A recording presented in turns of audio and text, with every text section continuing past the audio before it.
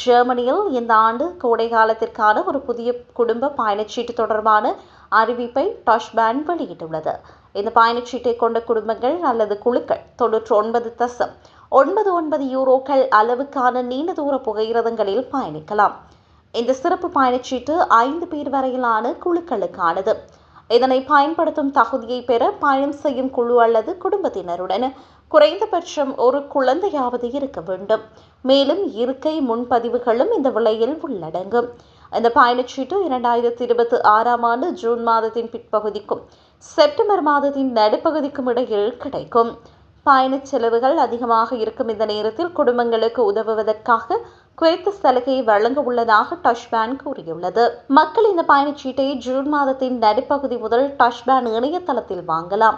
பயணிகள் குழந்தைகளுடன் பயணம் செய்வதை விரும்பினால் மட்டுமே இந்த குடும்ப பயணச்சீட்டு உதவும். இந்த பயணச்சீட்டை ஜெர்மன் முழுவதும் பயன்படுத்த முடியும். அத்துடன் சில சர்வதேச வழித்தடங்களிலும் இதனை பயன்படுத்தலாம். இதேவேளை போலந்து, டென்மார்க் மற்றும் பிரான்ஸ் போன்ற நாடுகளுக்கு பயணம் செய்வதற்காக கூடுதல் புகையிரத சேவைகளை டாஷ்பேன் சமீபத்தில் இணைத்துள்ளமை குறிப்பிடத்தக்கது.